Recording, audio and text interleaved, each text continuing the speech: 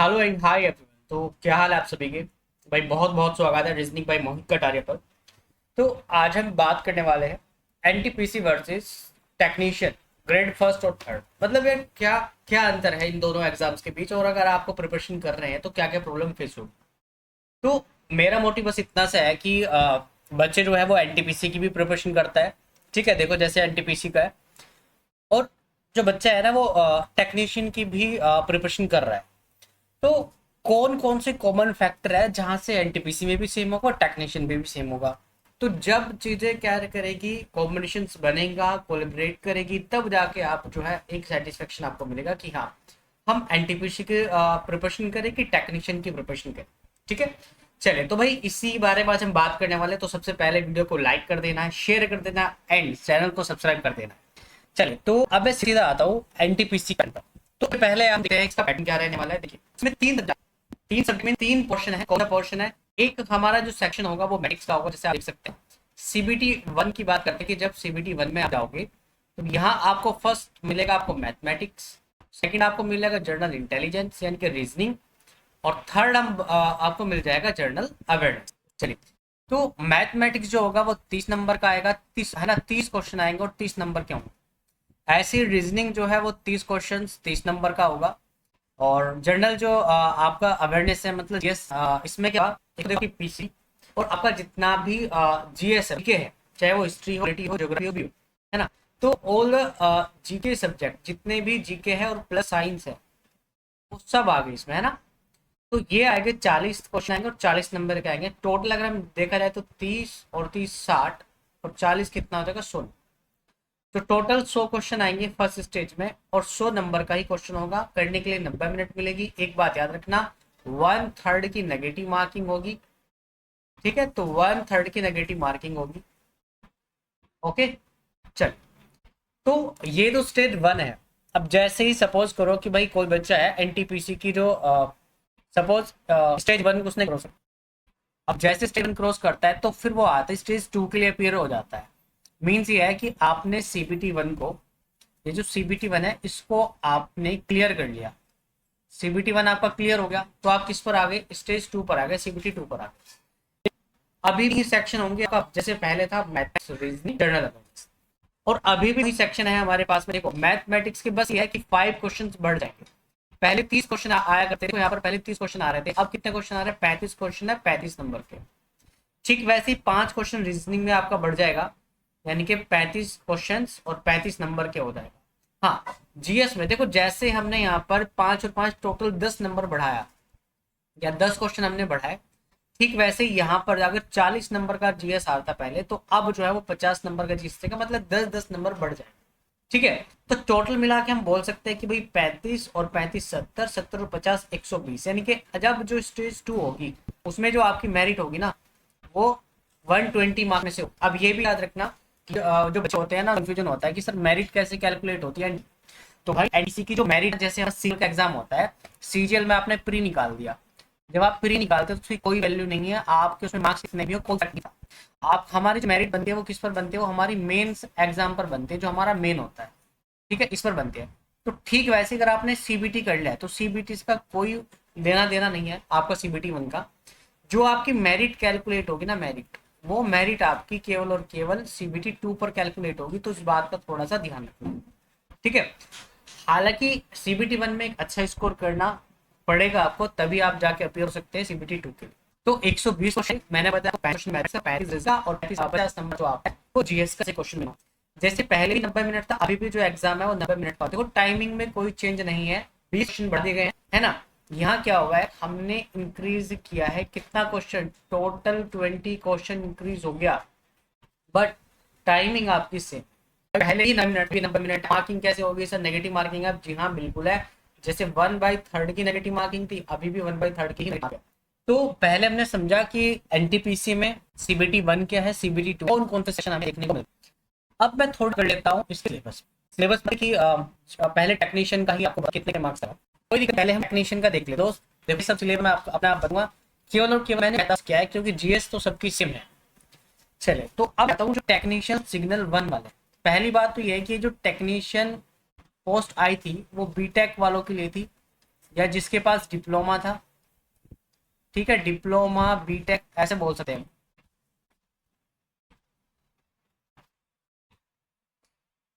चलिए, तो किस किस के लिए आई थी ये पोस्ट जो थी, वो आप बीटेक वालों के लिए, ठीक है, बीटेक के साथ साथ डिप्लोमा और जो एमएससी है उन सबके लिए ये पोस्ट थी। अब इसमें वो बच्चा बैठा है जिसने ऑलरेडी बीटेक किया है, अपने में ही साइंस बैकग्राउंड से है, तो 3 पोर्शन का बच्चा बैठ रहा है, बीटेक वाला भी आ गया, डिप्लोमा वाला भी आ गया, और जिसने बीएससी कर रखी है साइंस से वो भी आ गया।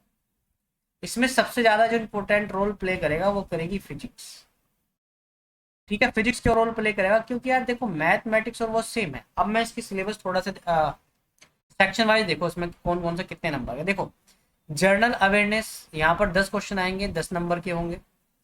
चले, जो रीजनिंग है आपकी 15 क्वेश्चन आएंगे, 15 नंबर के, ठीक है। जो बेसिक कंप्यूटर है इसमें एक एडिशन होगा कि कंप्यूटर आ रहा है जो कि 20 नंबर का है, 20 क्वेश्चन आएंगे। मैथमेटिक्स 20 नंबर की 20 क्वेश्चन। और जो जनरल साइंस और इंजीनियरिंग है, देखो यहाँ लिखा हुआ है बेसिक साइंस एंड इंजीनियरिंग, इसका मतलब है कि यहाँ पर वो इंजीनियरिंग वो साइंस भी आएगी जो आप इंजीनियरिंग में पढ़ते हो या किसी डिप्लोमा आपने पढ़ा हुआ है, ठीक है, तो वो वाली साइंस भी यहाँ पर आने वाली। तो यहाँ बेसिक साइंस कम है, लेकिन लेकिन जो इंजीनियरिंग साइंस है ना वो ज्यादा है। तो ध्यान रखना, 35 क्वेश्चन आएंगे, 35 नंबर के होंगे। इसलिए मैंने आपको बोला था इसमें भी सबसे ज्यादा जो पोर्शन होगा वो फिजिक्स का आएगा।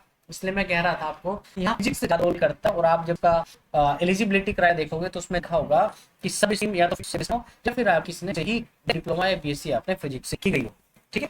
तो मेन फोकस रहेगा वो केवल, ठीक है मेरे भाई।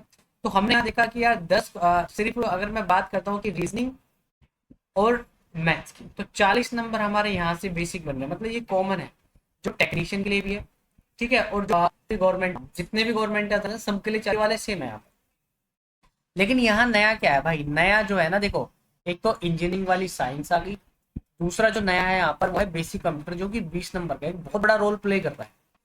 इससे क्या, मैं क्यों बता रहा हूँ, क्योंकि इसको हेल्प मिलेगी, बहुत ज्यादा हेल्प मिलने वाली है। एनटीपीसी और मिशन की तैयारी एक साथ कर सकते हैं, तो अपनी एलिजिबिलिटी या अपनी एबिलिटी के अकॉर्डिंग, अपनी कैपेसिटी अकॉर्डिंग अब आप देख लेना क्या आप प्रिपरेशन कर नहीं कर सकते। क्योंकि अगर आप टेक्नीशियन और एनटीपीसी दोनों करना चाहते हो, एनटीपीसी 3 सेक्शन आते हैं, पर यहाँ पर सेक्शंस की वहां 3 सेक्शन, यहाँ पर देखो कितने सेक्शन है, मैं बता रहा हूँ 4 सेक्शन है इसमें। इसमें कंप्यूटर और बेसिक साइंस जो है वो नया, ठीक है।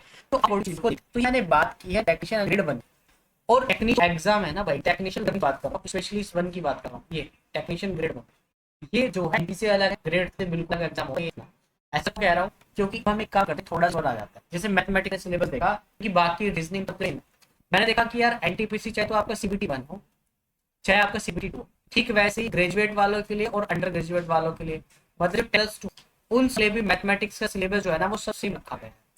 और सीबीटी 1 सीबीटी 2 की स्टेज भी क्या है, वो सब सेम है, चाहे वो 12th वाला हो या ग्रेजुएशन वाला हो, चाहे 1 स्टेज हो या 2 स्टेज हो, सबका जो है बिल्कुल सेम रखा है, बस थोड़ा बढ़ाते जाएगा एग्जाम्स के अंदर। देखो, पहले यहाँ पर मैथमेटिक्स में आ रहा है आपका नंबर सिस्टम आ रहा है, नंबर सिस्टम के अंदर ही डेसिमल और फैक्टोरियल इसने अलग रखा है, एनटीपीसी वाले अलग से दिया है कि भाई एनटीपीसी में इसने बताया है कि नंबर सिस्टम तो आएगा उसके साथ डेसिमल अलग से, फ्रैक्शन, एलसीएम एचसीएफ हो गया, ratio and proportion, percentage, mensuration, time and work, time and distance, simple interest, compound interest, profit loss, 13 algebra आएगा पूरा, आपकी ज्योमेट्री आ जाएगी, और ट्रिग्नोमेट्री और स्टैटिक्स।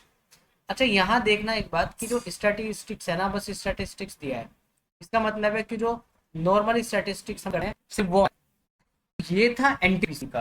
अब मैं दिखाता हूँ आपको टेक्नीशियन ग्रेड 1 वाले जितने बंदे हैं वो देख लो कि मैथ्स में क्या है। देखो, यहाँ तक जो चीजें है ना वो तो सेम है कि भाई आपका नंबर सिस्टम आएगा, रेशो नंबर आएगा, अलग से दिया इसने सिलेबस में, तो मैंने अलग से यहाँ पर बना दिया, अलग ही नंबर सिस्टम में कवर करता है।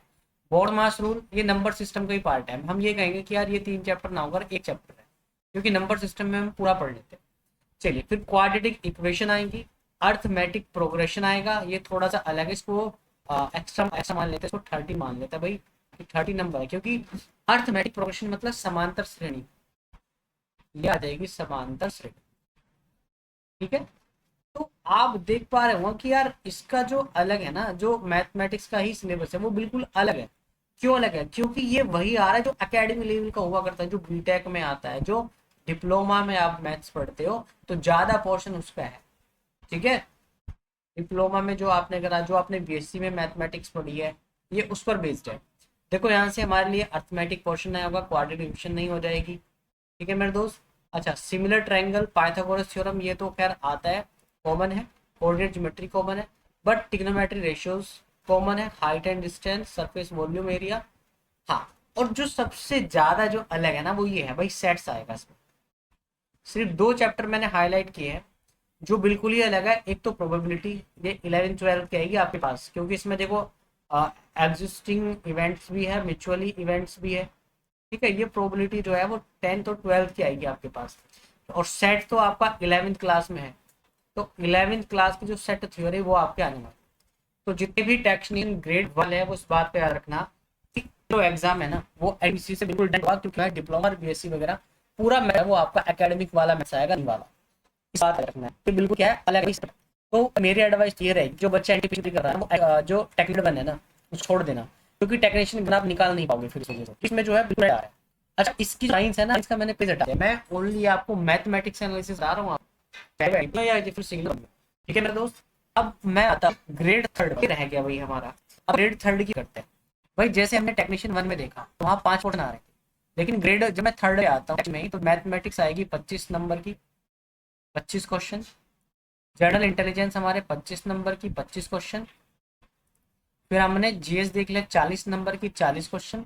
ये तो ठीक वैसा है जैसे टेक्नीशियन टीपीसी का था। यहाँ पर जो है 10 नंबर की जीएस है, ये याद रखना। यहाँ जीएस जो जनरल साइंस है वो 40 नंबर के। तो यहाँ भी साइंस अपने आप में एक बड़ा रोल प्ले करने वाली है, और साइंस में भी खासकर फिजिक्स, केमिस्ट्री और बायो, इसमें भी जो बायोलॉजी है वो ज़्यादा रोल प्ले करती है और फिजिक्स ज़्यादा रोल प्ले करती है। तो देखो जो एनटीपीसी है वहां पर आपको पीसीबी तो पढ़ना ही है। तो मेरा कहने का मतलब इतना है कि भाई जो बच्चा एनटीपीसी की प्रिपरेशन कर रहा है ना, वो धड़ल्ले से जो है वो टेक्नीशियन ग्रेड 3 को भी एग्जाम दे सकता है। हालांकि इसमें जो साइंस है वो अलग आएगी, क्योंकि ब्लॉमेटिक आएगी, क्योंकि ये जो एग्जाम था वो उन बच्चों के लिए था जिसने आईटीआई कर रखा है, जिसने अप्रेंटिस दे रखी है, जिसने कोई टेक्निकल डिप्लोमा कर रखा है, तो उन बच्चों के लिए। तो थोड़ा सा इसको इतना है कि किसी का जो एग्जाम टेक्नीशियन से बिल्कुल अलग है, टेक्नीशियन का एग्जाम बिल्कुल अलग है, तो दोनों में उलझ के नहीं रहे। और इसमें देखो ये डाल है ना, देख लेना जो बच्चा देखना चाहता है।